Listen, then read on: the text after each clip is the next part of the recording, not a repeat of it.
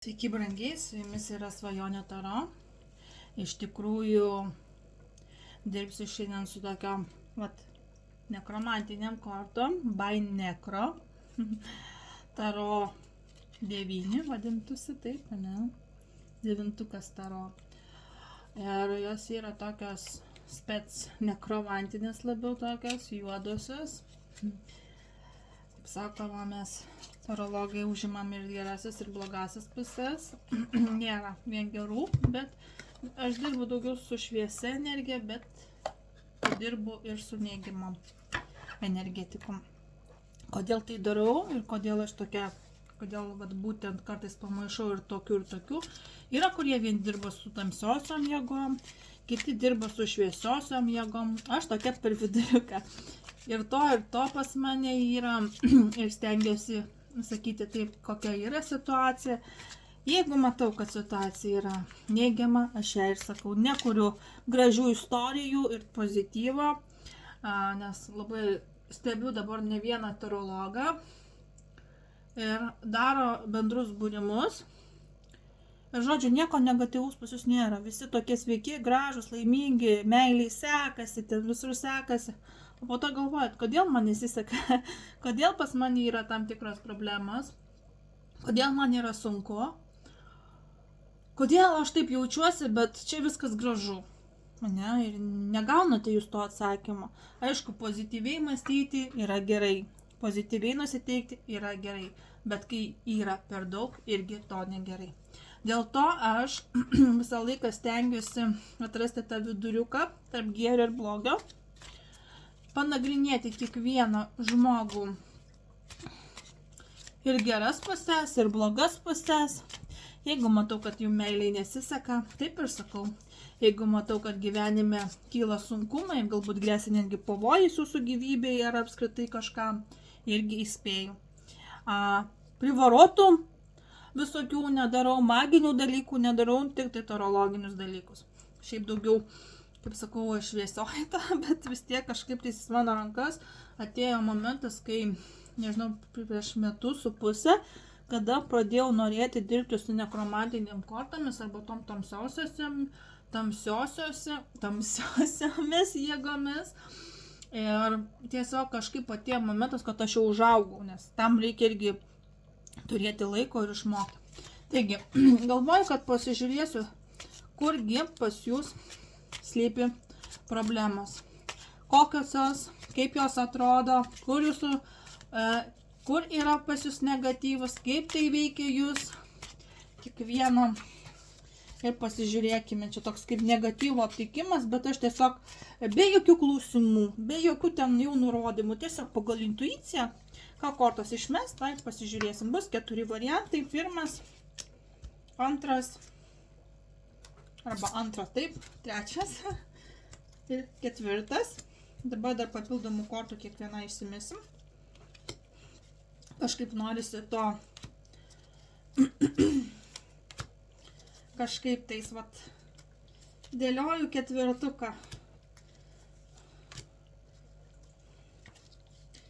Taip, čia paskutinė. Taip. Ir galbūt rasime čia savo atsakymus. Taigi, taip įdomiai pasidariau. Pirmas, antras, trečias ir 4.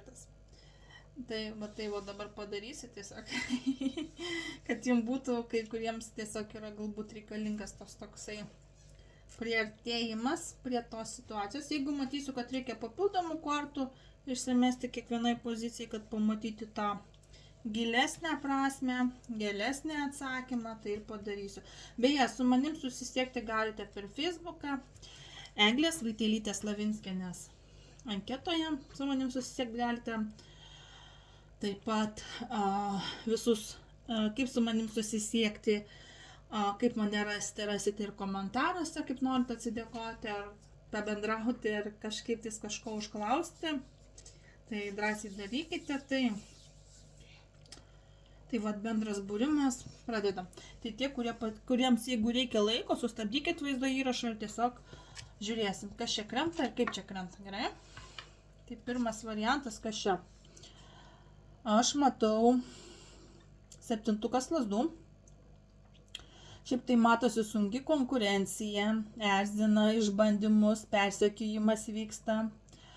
Čia yra, kada žmonės tam tikrų būdų jūs persekioja, kai kada reikia mokėti apsiginti, bando kažkokiu būdu įlysti į jūsų gyvenimą, kartais tai kaip persekiotojo korta, kada žmogus yra stebimas, kada visi, kur tu eini, ką darai, kur čia važiuosi, kas tu parašė, arba jeigu gyvena žmonės, ne kartu, jeigu negyvena, tai yra kažkas toks jausmas, kad pastovi kažkas turi apsiginti, ar darbe, ar su bendraudami su tam tikrais žmonėmis, tokia gynybinė pozicija. Kaip matote, kaukolės yra, vėlgi, tai yra smegenys, tai yra nosis, akis, kaklas, tokie žmonės, kadangi čia vyksta veido pozicija, tai dažnai tai parodo ir galvos problemas, kad ir galvas skauda, ir akis gali būti problemas, dantys krysta, ausis skaudėti, bet kadangi tai ir dar su galva susiję, tai irgi parodo smegenų pusiausvyrį, kada nesinori niekur eiti, nesinori nieko daryti, nesinori su nieko bendrauti. Apskritai toksai jausmas, kad netgi gali būti, kad visą kūną apmaudžia arba kažkokia kūno dalis atsisako judėti, daryti kažką, sunku tai daryti. Ne, tai va toksai va, pirma, antra korta, tai yra 9 kardų, tai yra psichologinės problemos, tai yra nemiga, tai yra stresas, tai yra apatija, nuovargis pas visus, tai yra kada be galo daug jaučiasi įtampos, kartais tai ir fobijom pasireiškia, kartais tos psichologinės problemos gali pereiti jau į gilesnę prasme, kaip į savižudybės norėjimą arba negalėjimą susidoroti su savo psichologinėmis problemomis. Įtampa, stresas, panika, nemiga, kartais tai lengva forma, tai yra tiesiog prisigalvojimas ar tiesiog nemiga, stresas, o kitiems tai yra pakankamai sudėtingas periodas. Ir dažniausiai parodo, kad yra sunku psichologiškai atsigauti. Beveik nemiegate, gal nenorite valgyti, gal nenorite kažko daryti, eiti, judėti, planuoti. Ir tūzas taurių. Tūzas taurių tai yra jausmai meilėje. Tai problemas yra širdies šakroje, kaip matote širdis. Tai yra šiaip tai su jausmai susiję. Problemos galbūt surasti mylimus žmogus arba pastoviai santykiuose pykstatės, bet šiaip tai tūzas taurių rodo meilę, pripildytą meilę. Bet kadangi mes čia nagrinėjame, sakykime, problemas, tai gali būti ir problema ir santykiai šitoj būtent situacijoje, jausmai, ką jaučiate, kaip bendraujate. Galbūt nėra artumo santykiuose, supratimo vienas kitų santykiuose. Tai va, iš tikrųjų galbūt per meilę, per jausmus jūs galite ir atsistatyti šitą energiją, nes iš tikrųjų tai irgi kaip laiko klausimas, ką jūs turite padaryti, pradėti mylėti save visų pirma.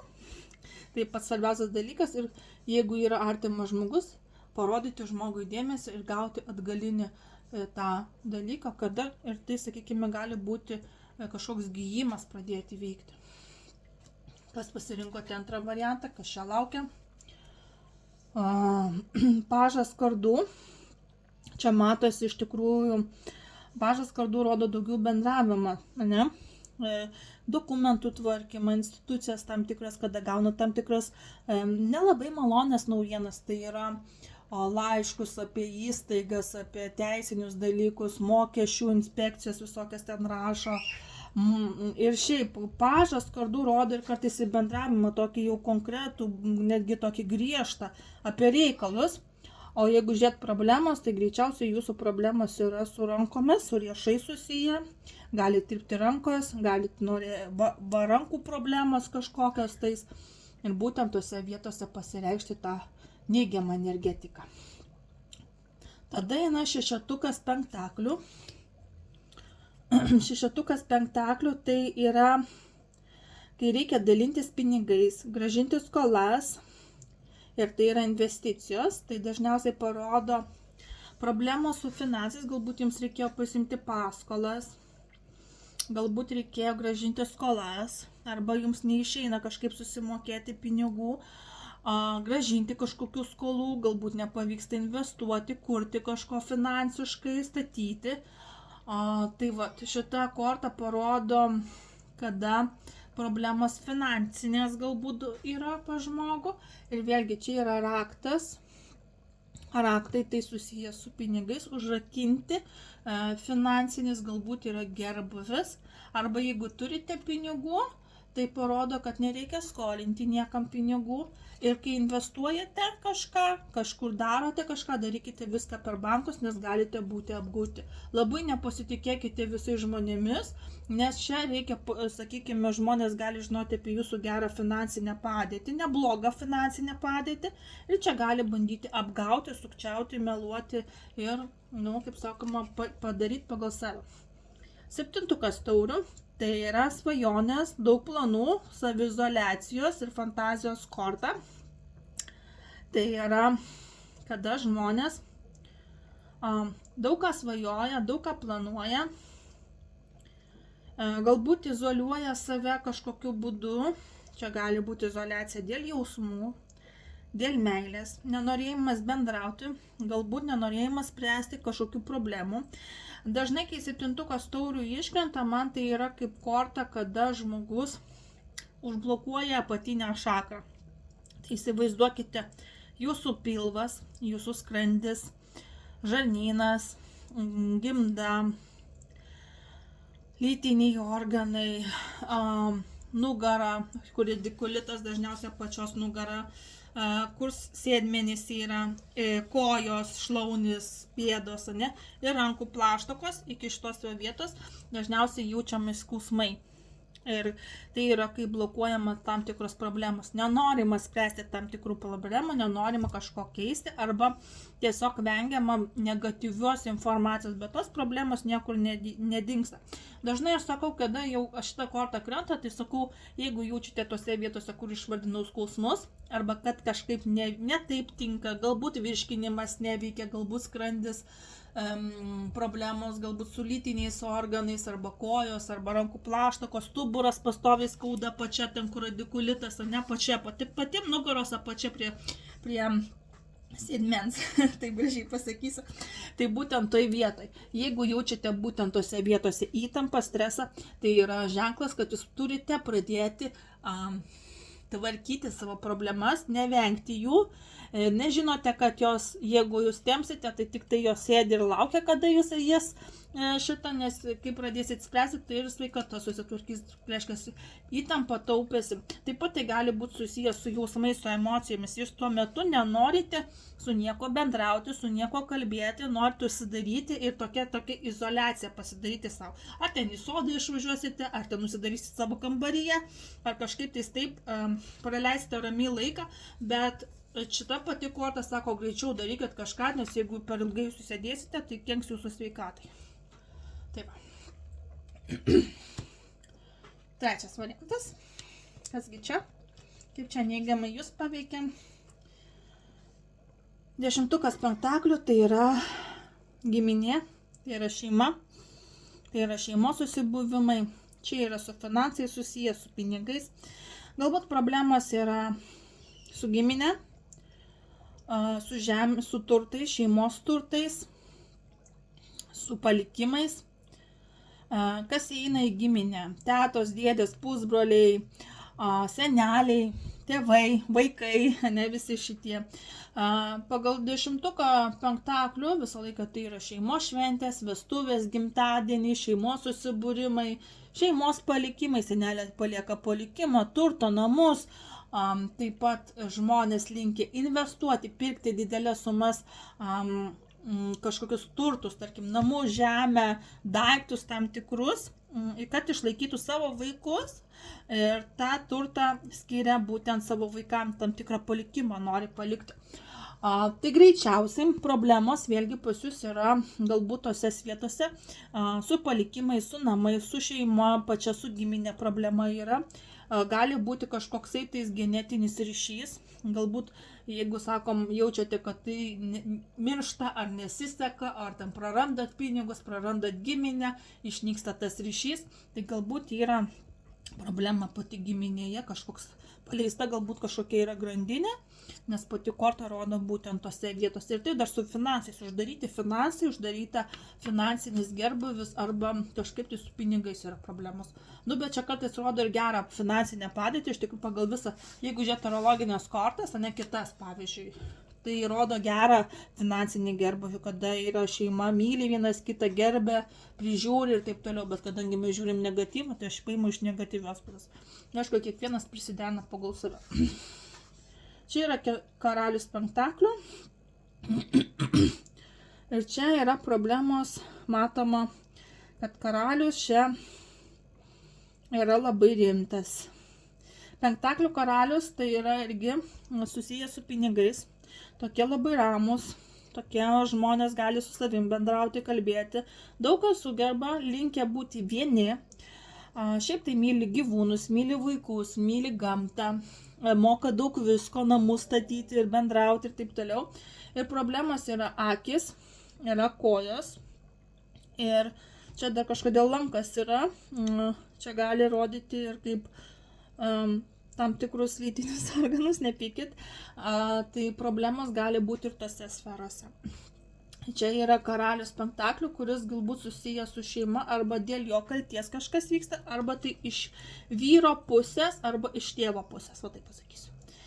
Čia viskas susijęs su pinigais, nes vėlgi dviejetukas pentaklių krenta, tai yra pinigai, darbas, apsisprendimai dėl darbo, kokį darbą pasirinkti, kaip užsidirbti, kaip gauti pinigų, kokį darbą pasirinkti, ką dirbti ir apskritai čia reikia susikoncentruoti pinigus. Visa šita situacija, kurioje pasirinko trečias variantas, tai yra susijęs su pinigais. Problemos yra piniguose, tai galbūt ir šeima, ir tai iš vyriškio pusės, kad yra blokuojami tam tikri dalykai, tam tikri finansai, galbūt ir darbe nesiseka, galbūt ir darbo nerandate, galbūt ir apskritai įstrigo tam tikroje situacijoje piniginėje situacija. Ir čia sako, arba susiraskite gerą darbą, jeigu yra šeima, romantika, daugiau koncentruokitės į darbą ir pinigus, nes jeigu nesusikoncentruosite darbą, gali būti taip, kad neįspręsite jokių problemų. Ir darbą galite prarasti. Ketvirtas variantas, kas čia? Justice, čia yra teismai, čia yra teisingumas, čia yra teisminiai procesai, kartais tiesos ieškojimas, tiesos bandymas įsiaiškinti, kartais tai būna žodiniai sprendimai, kai norima tiesos, pasakyk man tiesą visgi, kokia bebūtų ta tiesa, pasakyk, aš noriu sužinoti tikrą tiesą. Antras būna, kai yra teismo korta, kada einame per tam tikrus dokumentus, tam tikras institucijas, tvarkome, kartais tai advokatų kontoros, kartais tai mokesčiai, tai yra tam tikri galbūt ofisai, kur reikia kažką tvarkyti, reikia būti teisingiam, nesukčiauti, negudrauti, nes kirvis turi kotą ir bumeragas grįžta labai greitai. Teisingumas paskutinis variantas, tai yra teismo salė. Kas teismo salėje vyksta skyrybos, vyksta vestuvės ir kitokie, sakykime, užpuolimai, kalėjimai ir sprendžiama, ar tu kaltas ar nekaltas, arba kažkokia situacija.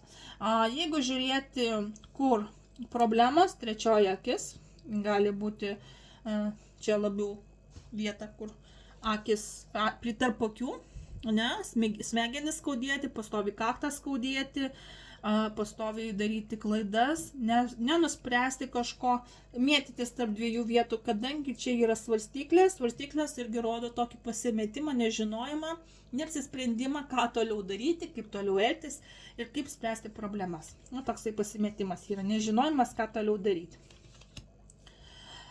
Tada eina ketvirtukas kardu, tai yra karstas, ignoravimas, liga ir poilsis. Dažnai tai rodo atostogas, kad reikalingos atostogos, kitu atveju tai yra liga, kada jums galbūt užpuola ligos, kada reikia išsimiegoti, pailsėti. Ir dar vienas dalykas, kartais tai rodo, kaip ir sako visi meditacija, poilsis, bet tada pasakysiu, karstas yra karstas. Tiesiog nuo to žodžio prasme galbūt kažkoks žmogus išėjo arba jums irgi įrėsia pavojus galbūt gyvybei. Ketvirtukas kardu, tai yra galbūt netgi operacijos yra reikalingos. Šiaip tai žmonės tada vienas kitą, jeigu tai susijęs su bendravimu, tai žmonės vienas kitą ignoruoja, nebendrauja, nenori eiti į kontaktą ir apskritai vienas kito negirdi. Nesvarbu, tai su darbu, ar tai su santykiais susiję, arba su artimais ryšiais. Tai yra, kada žmogus tiesiog neatsilieps į telefoną, jeigu jūs pateisite į svečius, jisai durų jums netidarys, arba jeigu jūs taip užsirakins ir iš jūsų atjungs viską ir nenorės eiti į kontaktą bendrauti. Tokiam žmogui reikia poilsio, ramybės, meditacijos, atsigavimo. O jeigu pavyksta, dar ir atostogų. Gerų išvykti atostogų, geriausia prie ežero ar į kokią šalį, pailsėti, pamiegoti, prisigaudyti tos pozityvios energijos. Nu, bet dėja šita korta dažnai rodo ligas, dažnai rodo ignoravimą ir dažnai rodo, kada reikalingas tiesiog geras miegas ir poilsis. Nu, nebent tai yra kritinė situacija, bet aš čia nežaisiu. Taip pat, jeigu teisingumas, tai gali būti teisingumas dėl kažkokios mirties. Oi, karalius taurių. Ir čia, kaip matome, groja plaučiai, šonkauliai, pilvas, stuburas. Čia žaidžia daug kas. Žarnynas, inkstai, kepenys, storosios žarnos ir iki lytinių organų, ne iki pat stuburo. Tai vat nuo čia iki čia. Ir čia žaidžia visi šitie dalykai. Problemos yra viršutinė kūno dalis, nuo kepenų, inkstų, visokių kitų organų, kurie randasi pilvo ertmėj. Ir, čia ir šonkauliai, ir viskas, ir nugara, ir stuburas, ir kvėpavimo galbūt takai irgi šiek tiek kenčia, nes vis tiek truputėlį viršų eina. Iš esmės pasakysiu taip. Čia žmogus kenčia didelius skausmus gali būti ir taurių karalius visą laiką toksai žmogus emocijomis pasireiškia. Labai agresyvus gali būti, labai spontaniškas arba labai toks ramus užsidarantis žmogus, kuris nekalba, nebendrauja. Kaip be būtų situacija yra tai, kad žmogus visą laiką gali pamanipuliuoti, pakeisti nuomonę ir elgesį. Ir apskritai, kartais ir pratrūkti. Tokie žmonės labai romantiški, labai ramus, mėgsta ramybę, pusiausvyrą, taikumą, ramumą. Bet žinokit, patys kartais irgi gali pratrūkti. Ne visi vandens ženklai išlieka labai ramus ir gali būti truputėlį vieni užsidaro ir verkia kamputyje, tyliai užsidarė, kiti ten rėks ir šauks ir dar į tave skraidys daiktai ir jau ten žvilgsnė, ten isterikas gali būti žmogus. Ir žodžiu, tokie žmonės nori viskas, kad būtų 100% tobula, bet jeigu žiūrėti iš kur neigiamas aspektas, tai vat matome. Čia gali jau nedegti, čia gali būti ir kažkokios tai stipresnės problemos ir ten jau dega, galbūt rėmuo dega, galbūt žarnos, galbūt, kai būna to, sako, žarnyno infekcijos visokios, arba jau prisivalgėte karšto meksikietiško maisto, ten viskas irgi verda, kunkuliuoja organizme, bet čia, kaip matome, gali būti ir šonkaulių problemos, ir nugaros problemos, nepaeiti žmogus. Ir vėlgi tos problemos pakankamai sudėtingos. Čia yra pakankamai stipri situacija, vėlgi tai problema yra teismai, būkite teisingi, sąžiningi.